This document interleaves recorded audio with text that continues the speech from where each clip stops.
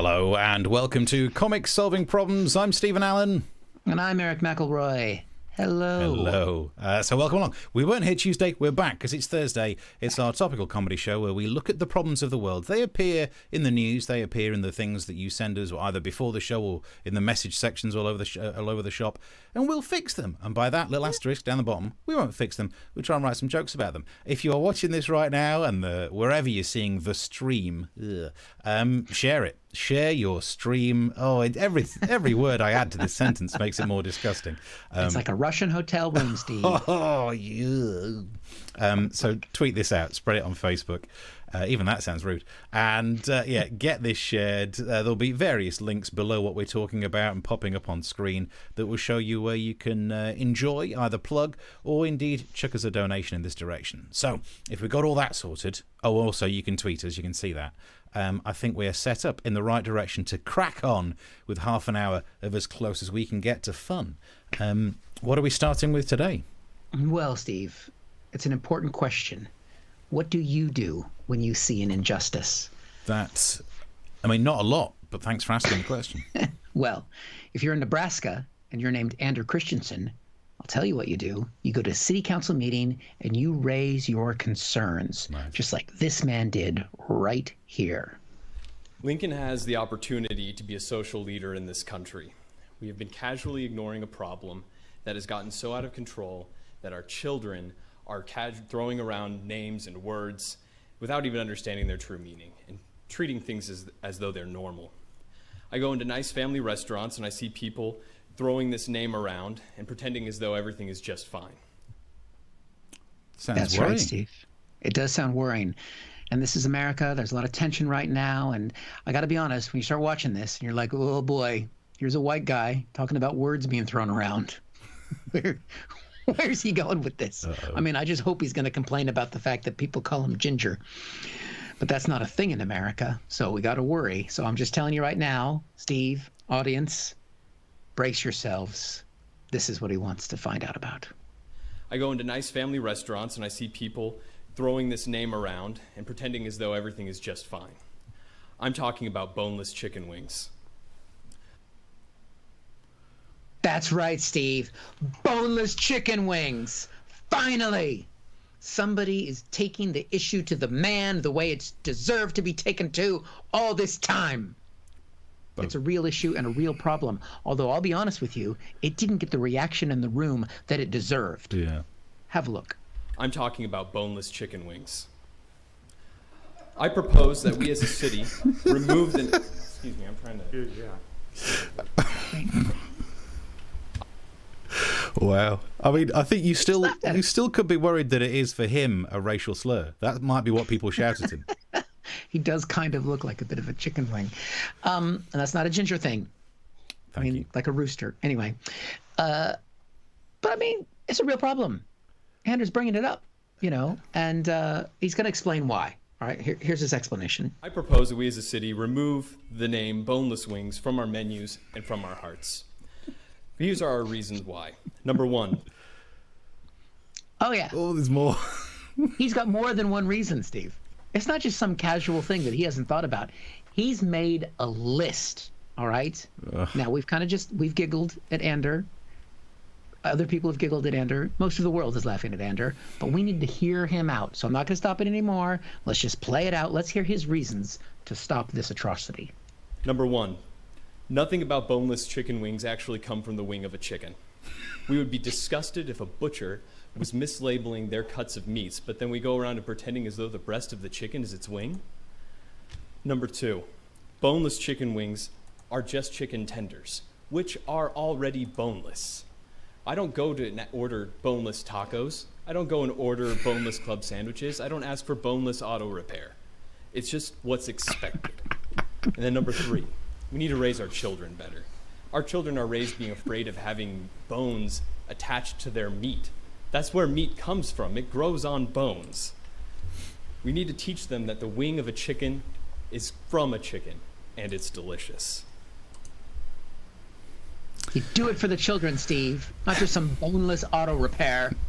Yeah, that one actually, he's made me Steve? realize I will always ask for boneless auto repair from now on, just in case. If you've been boned while getting your auto repaired, call us. Have you been affected by the issues that we brought up in this show today? Dear. And that's how I realised you can't fit quicker than a quick fit fitter.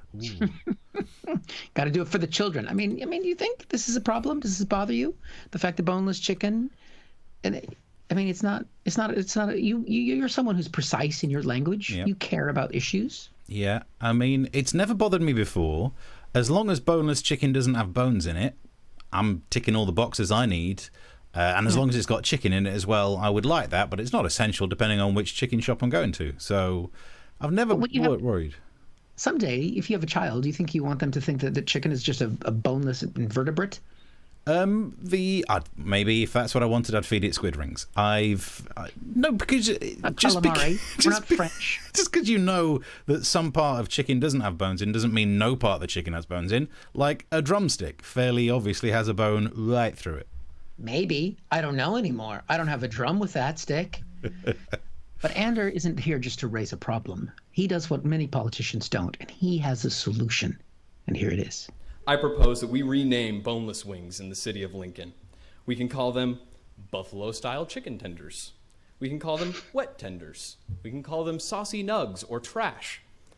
We can take these steps and show the country that where we stand, and that we understand that we've been living a lie for far too long. And we know it because we feel it in our bones. Thank you. Okay, hold it down. Boom. Yeah, good line at the end. Mic drop. Feel it in our bones. The bones. Not that We're we not have some them. boneless chicken standing up here. I'm standing up here for freedom. The American way. I don't know why he brings buffaloes into it, because that's a legacy we don't really want to talk about in America. Yeah. But still. There's so many his suggestions. It's nice that he comes up with solutions, but don't mention buffalo, because now I'm thinking, ooh, quite fancy some buffalo. And I'd be upset that there's no buffalo in it. And then what was the other one? Wet tenders. That's a radio-friendly version of a Cardi B song. I don't want to know what's going on with that. If you got your kids their box of wet tenders, yeah, that's not appropriate either. I mean, you got to admire Ander for doing this. He's standing up, taking the ground for something that he believes in. But you know what? He's not the only hero in this story, Steve. There's another hero here, and that's the woman behind him. If we can take a little bit of a closer look. And we go around and pretending as though the breast of the chicken is its wing. Holding it together. Number 2, Holding it boneless together. chicken wings And are she can't just take it chicken anymore. tenders. So good she's got that mask on. Finally, a plus side to wearing a mask indoors. Yeah, real heroes wear masks, Steve. Wow. She's the real hero here. It was pretty much. Oh dear, I think we might have lost some.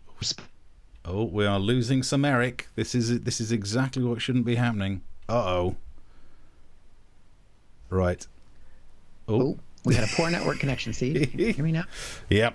You're back. You're back with us. It's relatively solid. Okay. Ooh, relatively solid. Yep. Famous last words. Basically, I think we got through the woman laughing. Yep. Did we get that? Yep. Okay. Last part of the story is there was the councilman's response, and here it is. I would like to just comment here. For the record, that's my son. Poor lad.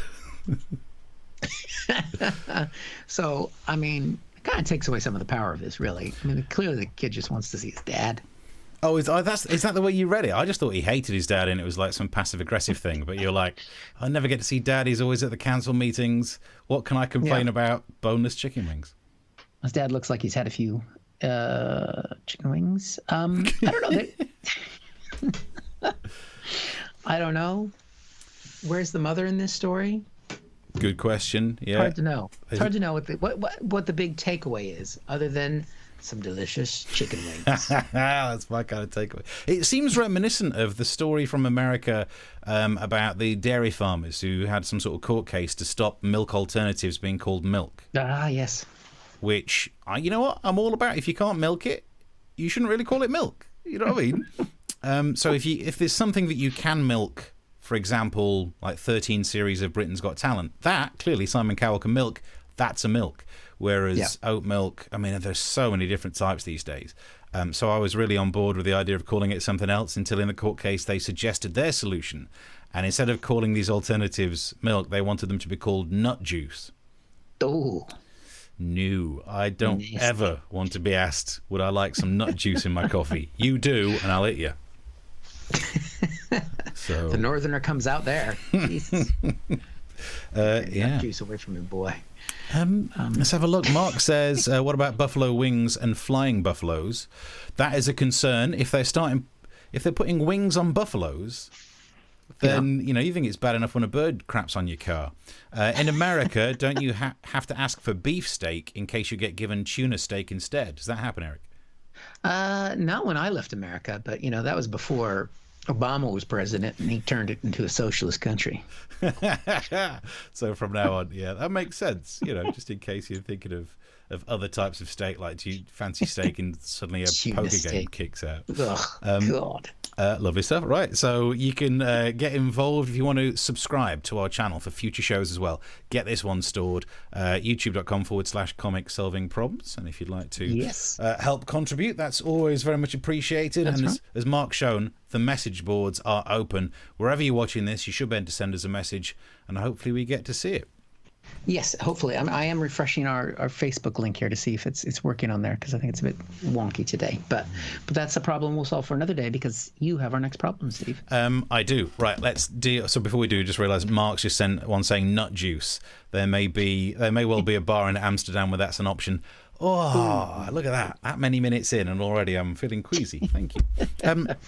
For the next problem, I need to set up a little bit of background before we move on. Eric, do you remember when we were preparing for a no-deal Brexit and Chris Grayling gave a ferry contract to a ferry company that didn't have any ferries? I recall, yes. And that, one of the few things you need to be a ferry company is a ferry. That's like giving me a contract as a hair model. It's a stupid plan. You're silly. You're typecasting. Yeah, body hair I could do, but head hair, no.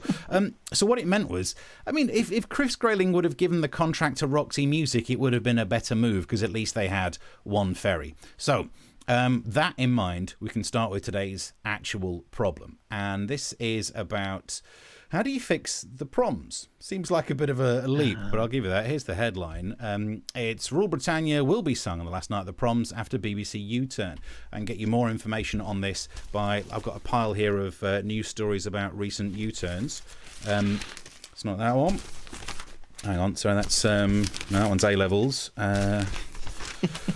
Local lockdowns, masks in schools, not that one either. This is driving to Barnard Castle, Air Bridge. Do you know what? I think I can do it just by remembering it. What they've decided to do is, there was a big problem about whether they should sing the lyrics to Rule Britannia. And the question is, are the lyrics appropriate in 2020? And I would say no. Because not even the lyrics that were the controversial bits. You know the bit where they say Britannia rules the waves? Yeah. We didn't have any ferries in our ferry companies. Britannia would have been better at ruling the waves if Roxy Music were in charge. I'm going to keep bringing that up. Look, there are loads of old songs where the lyrics aren't appropriate. Do you know the song by Blue Minx, Melting Pot? No. All we need is a great big melting pot. That one. No. Did that not help? Big enough to fit the world and all it's got. No? Okay. Well, I thought that might help. So as it turns out, I'm not going to do all the lyrics, because there are some lyrics in there that do not scan well in 2020. They are offensive. They're not as offensive as something you might hear in a BBC News broadcast, but that's a different story for a different day. But the bigger question here is whether it would be a problem or not, right? Some of the language might hark back to a time that we're not particularly proud of right now, but is it causing a problem in society? Were the proms ever fueling racism? I don't think so. If you look at the Venn diagram of people who watch the proms and racists, the overlap is some granddads. So we really don't need... Just some? Just some. It's not even all granddads. Just some granddads. Okay. Probably not the biggest problem that we have to face. And as a working class lad, I can tell you that you could have cancelled the proms and I never would have noticed. As long as no one touches Eurovision, I'm thinking it's a normal year, right? Yeah. And it's only because now it's been made an issue, people are going, how dare they change the proms? You never watched the bloody thing in the first place. If you'd have asked people 4 months ago what the lyrics were, we know Rule Britannia and the rest of it is just that pretend singing along that you do. Yeah. Yeah, like hymns in church. Also, if you're invited to a friend of a friend's birthday party and you don't know their name, happy birthday. That was all that we had to do. So no one was really tied to these lyrics. Everyone should just calm down. Indeed, I think the biggest lesson and the biggest solution to this is to realise how much we don't have to care about this story. Okay. Femi, who's a well-known left-wing activist and commentator. Yeah, I'm sure you've probably been on things with him, with your media work. He was on ITV. Here's a clip of what he had to say. Nobody on the Black Lives Matter was talking about the proms. Yes, it makes so much sense. No one... This is just a distraction. And he was actually saying it's a distraction. And this is my favourite bit of TV I've ever seen. We shouldn't be spending all this time talking about it, but every time I mention the things we should be talking about, I keep getting shut down. Yes, because you were booked on this show today to talk about your objections to Rule Britannia and Land of Hope and Glory. That's brilliant, isn't it? Every time, this is just a distraction. And then Eamon goes, but you were booked to talk about the distraction. Can I get you back onto the distraction, please? That's so blatant. That's like a magician doing this kind of, oh, that's it, follow the coin, and, oh, look at that, what's that? Look at that there. So wow, we should do that's the first time we've done magic on the show. Yeah, it's pretty good as well. No one saw how it was done. If you watch it back, you might be able to work it out. So Femi, I think, made a really good point. It is nothing other than a distraction. And I get what would have happened here. This was never meant to be a debate about racist lyrics. It would have been a concern about having a choir indoors singing out loud during COVID restrictions. Because the BBC said they were going to do lyrics next year. It was just this year that it might be a problem. Basically, it would have meant there would have been a BBC phone call that went like this. Hi, BBC Head of Proms. Yeah, oh yeah, the choir. God, yeah. Well, look, I guess we can't have a choir this year because if we have to space everyone out 2 meters, it'll be huge. We'll have to hire out the Albert Hall. We what? Oh, okay. Could be the most middle-class joke I've ever written for the show. But I also understand how no one would have paid attention to that news story. BBC doesn't sing lyrics for space reasons. No one cares. And there'd be a journalist somewhere who's just sat around watching absolutely every news story break and sat there thinking, how can I spin this to make it some sort of race-baiting issue? Oh. And that's how you go from the story that's just about health and safety to stories like front page of the Express, woke BBC to arrest your granny for watching proms. And then it's fought back by the Guardian with their headline, BBC proms to include full version of Kanye's Gold Digger rap. And then the next thing you know, it splits us off into 2 different tribes, and then those 2 tribes go to war. And I could end this story there if the song 2 Tribes Go to War was done by Roxy Music. But sadly, it's not. It's done by Frankie Goes to Hollywood. So I'll just have to end by saying this. What's the solution to this problem? It's to realise it's a distraction. It's not a problem. It's not the end of the world if it happens. It's not the end of the world if it doesn't happen. And we should probably get some perspective. But no one's ever going to do that. So let's pick a different song. And it still has to be a song that we like. And it has to be a song that you don't know the lyrics to, but you can get away with them just by making some kind of noise as you sing. So I vote for this one. Do you know it's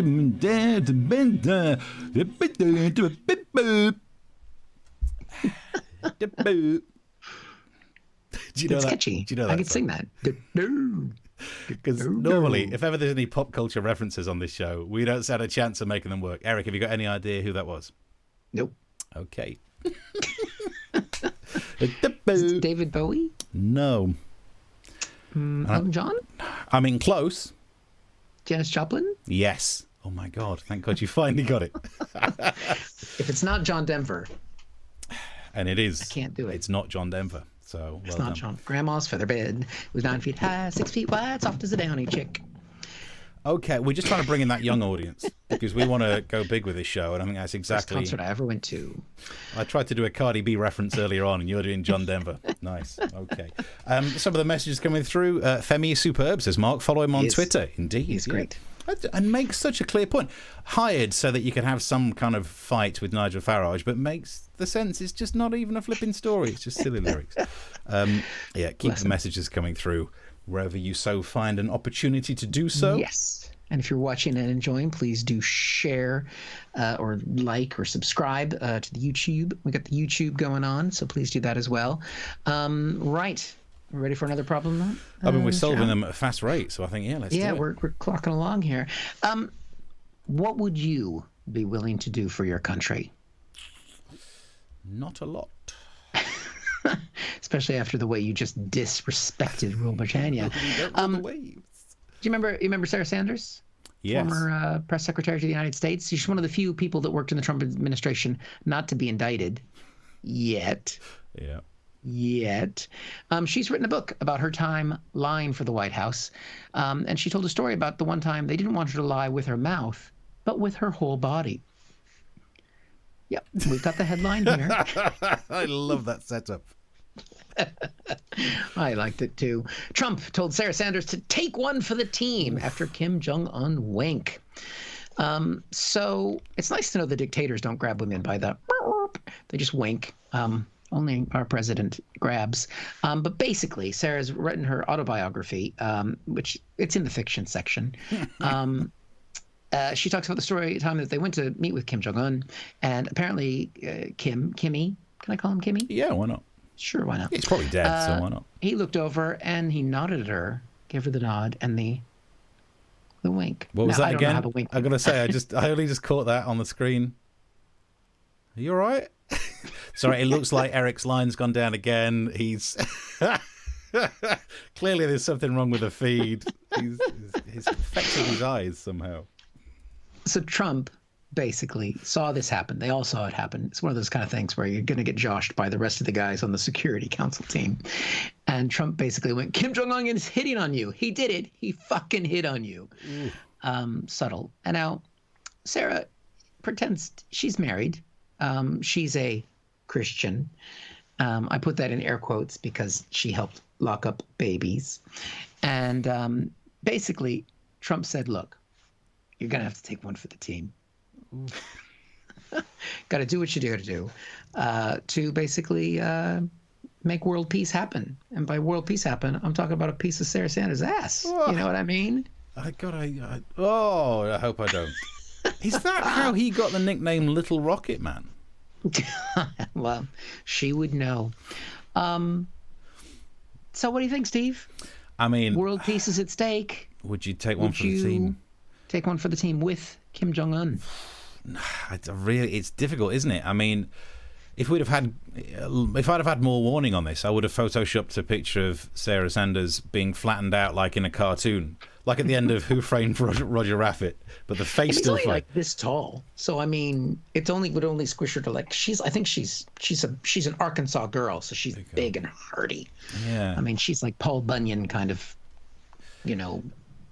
That's a great mime. Anyway. That's it's truth. I mean, imagine that. It's a real difficult one because if you could make everyone always says, models always say it. I'm not saying that Sarah Sanders is a model, but normally if you see like Miss World, there's that moment they go, I just want to bring about world peace. Imagine that you could bring about world peace. Yeah. But it would involve being squished. No nuclear weapons in the Korean Peninsula. Yeah. We don't have to see Dennis Rodman anymore. Yeah, I mean, there could be some kind of withdrawal agreement, but that'd be risky. Thinking of other sex puns right now. Oh, boy. Just want to make sure the safety's on those missiles. Yeah. That's all I'm saying. Sneaking into no man's land. That's her nickname for her. Well, anyway. I would do it. Would you? I would take it. Yeah. With Kim Jong-un? Yeah, why not? I mean... Maybe you should put me down as a yes, because all the good money is that he's dead now and his sister's in charge. Yeah. Have you seen her? Oh, no way. Wow. I mean, this is deep political analysis, international politics. We're just going, Kim Jong-un's sister. What? Oh, yeah. Take a piece of that nuclear world fire. Peace. World piece of ass. No, I think it's fine to make these jokes that are slightly misogynistic because you're talking about a dictator and dictatoress. So, do you know, although they prefer not to be called dictatoress, they just prefer dictator. Yeah, gender neutral. I totally believe this, actually. This is a thing that I've been thinking about recently. There are certain things you can't do. Like, you should never body shame someone. But no one seems to have a problem body shaming Kim Jong-un or Donald Trump. And I think it's like a pyramid, and I want to make a pyramid because not like the aliens did, according to Elon Musk, but Maslow's pyramid of hierarchy and the hierarchy of needs? And if you can develop a pyramid, you're going to be known. And I think the rule is that if you are guilty of a crime up here, you can be attacked by a crime 2 steps down. Because body shaming is terrible, but if you've locked babies up in cages or killed a ton of people, we can call you fat. So I think there's something in it. Steve's pyramids of insults. But then the problem is that people who are overweight will feel like you're calling them dictators. Yeah. So you're going to get in trouble that way. Yeah. Okay. I was just noticing some of the messages coming through. Beware of premature detonation. Mm-hmm. That is going to be a problem. Yeah. Sarah, open the silo doors. Oh, well done. You've just Mark has managed to send a message. I'm cured. I'm oversexed. Open the silo doors. Fire in the hole, is that what you're saying? Fire in the... Right, let's move on from this before we all get fired. If you're enjoying the show, you can keep the messages coming through and share it. Spread it on social media. Share it. Spread it. Like Sarah said. Never mind. Okay. Dear me. Oh, when I ordered a Sanders special herbs and spices bucket, anyway... She's a boneless chicken, let's put it that way. So let's move on swiftly on to the next problem. And this is TV news for the next problem. And when I say TV news, I don't mean this kind of TV news. Harry and Meghan signed Netflix deal to make films and documentaries. And loads of people on social media have been saying, I thought that couple wanted to avoid the public eye. They're making documentaries. They're going to be avoiding the public eye. No one's going to be watching that. Netflix suggests a documentary. Jog on, mate. No, I want to talk about a different piece of TV news, and this is solving the problem of those left-wing woke comedians. Front page of the Telegraph this week. New Director General threatens to axe left-wing BBC comedy. And that was interesting news for me, because why? So far in 2020, I've only lost every other bit of my career. So it was really interesting to see that one thing I was hanging on by, the really annoying left-wing BBC comedy, is a threat. Yeah, I mean, all the newspaper articles were talking about the MASH report. It's just like watching people take glee in the end of your career. It was interesting. There's another headline about it as well from The Independent. Left-wing bias, comedians mock the Tories more simply because they are in power. And who's written that? You can just see on the left there. Stephen Allen. Look at that. Is that the guy who works in radio? No, you're used to.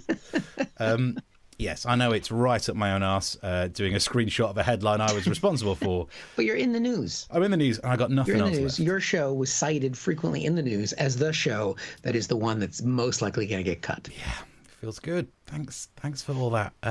So here's how it happened. I woke up and got a phone call from Talk Radio. We're both often on there as guests, and they wanted to know if I'd go on as a guest to talk about the end of my career. Oh, good morning to you too. So I went on there, and the host was saying the line that you hear so many people say: they never do any jokes about the left.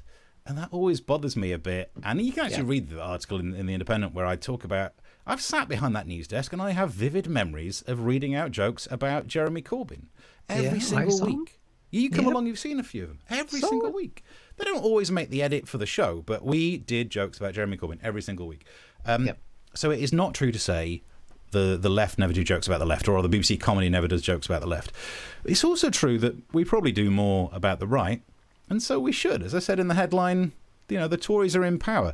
You should hold government to account more than you should hold opposition to account, because, and this might sting a little if you're in opposition, you don't matter as much.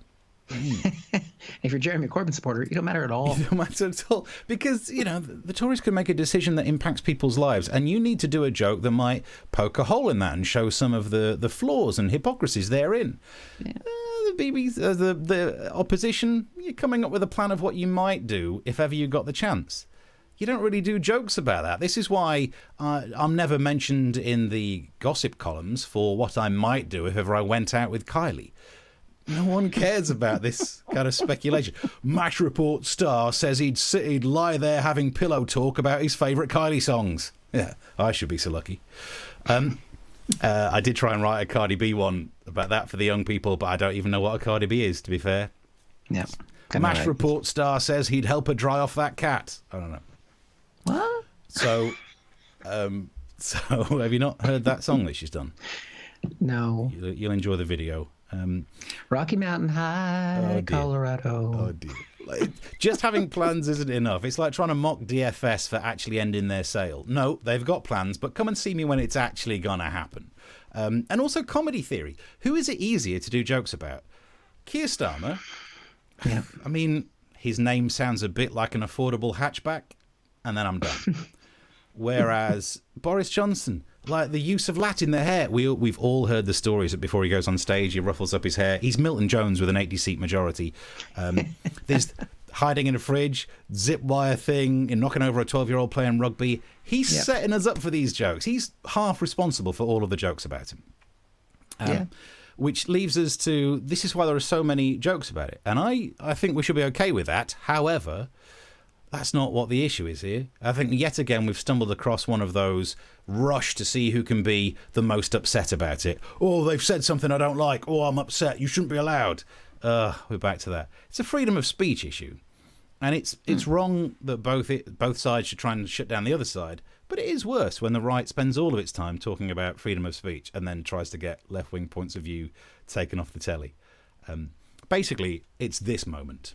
Everything's so right on, politically correct, woke these days. You can't say anything. Right, let's see what's on TV. Thousands of Britons who don't drink that much anyway are currently enjoying... Make it stop. ...with alcohol. Might as well play the clip. Might never get to do it again. Right-wing comedy. Look, BBC, I'd say don't get rid of left-wing comedy. Just put some more right-wing on. I know lots of people try and say, like, there is no right-wing stuff that's funny. Look, maybe just more balanced comedy.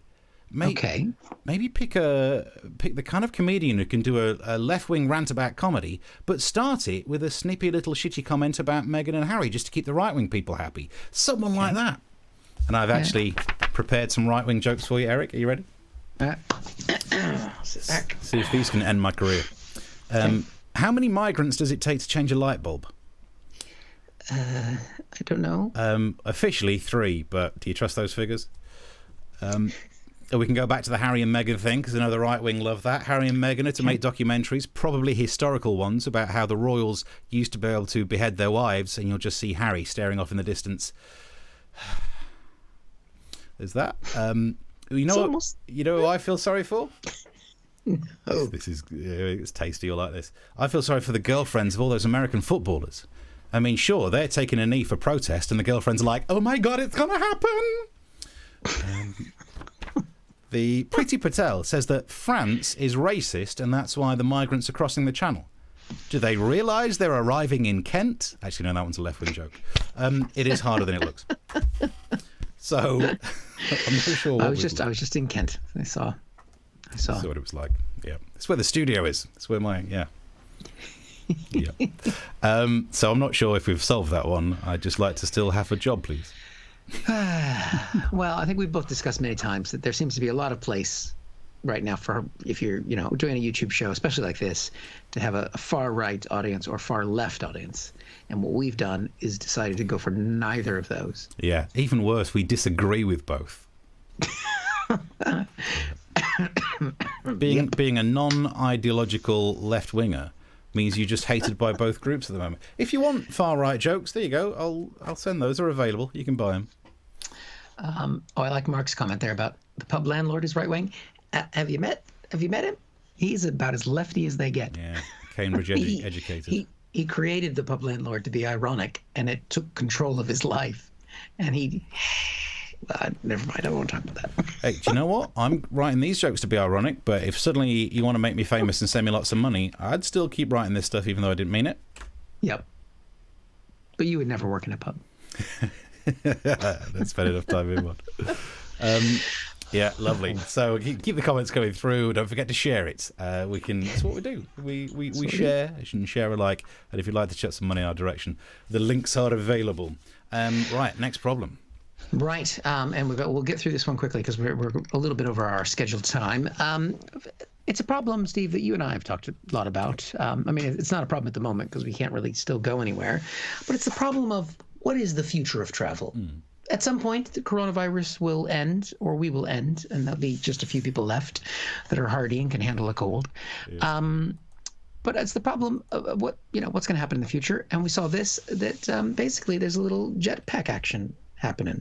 Look at that. It's like is it the Jetsons? Do they have jetpacks in the Jetsons? Yeah. They have everything. Yeah. Well, it's also a little bit like James Bond. There was jetpack. Oh, yes, Actually, of course. side note, the James Bond film that I think was meant to be out by now already, they've released a new trailer for it, so that's good. It's exciting. That's coming back. I don't know if it's going to be as successful because the bad guy, played by Rami Malek, wears a mask, which these days maybe he's not so bad. More than most people on the train does. Maybe it was him that was the woman in the Lincoln City, Nebraska. He's a good actor. He could be him. Could be. Would you have a jetpack if there was one available? I'd worry about char grilling my buttocks. Yeah, I would definitely, of course. Do you not worry about the old sparking back there? Well, you definitely have to make sure you haven't had beans the night before. Yeah, although it's just forward momentum. Maybe it would help. Yeah. Seeing the idea of someone in a jetpack did remind me of this as well. David Blaine doing his latest stunt where he attached himself to balloons and floated off. God. I mean, it's bizarre that we needed that story about a jetpack to remind us about David Blaine, and it's just a stunt to get focus. And no one gives a crap anymore. I mean, like, people used to care about his. Do you remember when he was above the Thames in a box? Yeah, that was right when I moved here 20 years ago. And it was where I fell in love with the United Kingdom and the sense of humor of the people here, because he was in this glass box above, lifted up a crane pointlessly next to the Thames, and he was there for weeks, I think. And in America, people would be like, "Oh my gosh, that is amazing! Look at what you've done. You're in the glass box. How does he wee?" But British people, what they did before the era of drones, because this is almost 20 years ago, and I tried to find video of this, but it's so long ago. The only video clips I could find of him doing it are in the old TV format. It's not even like mobile phone size or widescreen size. It's the square TV video. And it didn't have, I couldn't find any clips of this, but where people found remote control helicopters, which back then, my kid's got 6 drones that could do this. And they flew because he didn't eat. He only had water for however long he was up there. And people went to McDonald's, bought burgers, and were flying them up on the helicopters outside of his little stupid cage. And it's like, I love this country. Yeah. And it made me want to sing the Proms song, but I didn't know any of the words to Rule Britannia. If it were Rule Britannia, we mock Americans in boxers. Yeah, I'm all over it. It was beautiful. So much has changed since then as well. I was just thinking, back then I remember it, we were so impressed he was going without food. And that's before someone invented the 5-2 diet. And now everyone's going without food. We get it. Well done. Fasting. And also, I mean, a box. Yes, it was a small box, but it was near the Thames, Zone 1. That was still some prime real estate. Yeah, exactly. I mean, it was a rougher there. neighborhood then. I mean, it's the South Bank, what it is now. People walk along South Bank now, that's nice. It used to be rough, kids. Yeah. It used to be rough. Oh, I did get a picture of David Blaine doing his latest one, because it's balloons and everyone's saying it's like the film Up, which actually it is. But if you're going to copy anything from the film Up, don't do the balloons thing. Do the collars on dogs that means they can talk. I'd rather have that squirrel. Squirrel. And I love the fact that you can see down the bottom he streamed it live on YouTube, which I think was wise, because if he'd have done it on Zoom, I would have just thought fake background. We can all do that, David. We can all click that and make it happen. So yeah, have we solved the future of travel? I think not balloons. Yeah, what a stupid plan. More jetpack than balloon. That's what I'm going to say. Bored is David Blaine. That's what I'm going to say. That actually should be the title of his biography. How bored was David Blaine? He's just a twat. More shows coming soon, by the way. Get subscribed on YouTube, because we're on YouTube just like David Blaine. Before we go, I do want to update a story as well. In a previous episode, we talked about there was a steroid. I can't remember the name of it now. It's like resmethazone or something. That was a cheap steroid that can help with COVID. They found another one. We had this headline, and I wanted to show you this headline because A, it's good news. B, it's the kind of headline that makes me shout the word shaft. And I'll explain that. Who recommends cheap everyday steroids as COVID-19 treatment? Shaft, shut your mouth. But I'm talking about Shaft. But the point is, it's a cheap steroid and it can help. Good news is anything to help. And as we said last time, it's not just any cheap steroid. And to really drive that point home, I've lifted a clip from like episode 6 or whatever it was, just to see how different we looked. Here's what we said back then. But also we should point out, because I'm a health and safety kind of broadcaster, even though I just drank some bleach, it's not just any cheap steroids. Don't just go having any old cheap steroids. They won't do you good, and I don't want to be the one to have to tell them. If you say to someone who's been on cheap steroids that what they did wasn't good, they don't tend to be the calmest of people. I spoke to one earlier. I'm so angry and my balls are so small. It's the weird thing about steroids. Apparently they make your balls smaller. So how small must the Hulk's balls be? Different times. Those were good times. Yeah. That was high tech back then. Yeah. I mean, these days, if I did the same sketch, I could really trim around the mouth and fix it to the picture so much more. Oh, how's a fool. Oh, and by the way, just to update that story, there they are. They're like quite small. They're quite small. But yeah. But smooth. Look at the smooth ball skin. Smooth. Wow. They look like one of the balloons that David Blaine was. Never mind. Shiny. That's what we got going on. So look, I think we're over time as we always are, but I think we're out of time. If you're up for watching a show, you can get subscribed. Please subscribe. Please share. We do a midnight recap of this. So if you want to tell people that it's going to be happening, it's going to be going on again in about 2 hours and 20 minutes from now. It'll go out again, and it'll be fresh, still fresh at that time. But yes, we'd love more people to see the show. So please spread the word if you enjoyed it. Share the links to the YouTube channel. On Facebook, you can do that kind of thing and let people know the joy and the problems that we are solving. And if you also like what we're doing, you can also contribute to the show by buying us a drink on the various donation platforms that are there, because this is still pretty much the only income either of us have. Yep, indeed. So, but if you think, I'd buy these guys a drink for their hard work tonight, that's a nice amount, and my drinks normally cost about £50. London prices, baby. That's what we're talking about. That's right. I got a lot of drinking to make up for. Yeah. Right, and then set it in your diary. 9 o'clock Tuesday. We'll do some more of this joking lark. Any other business? We'll be back then. I think that's pretty much it. Thank you for watching, and we will see you next Tuesday. Bye. Bye.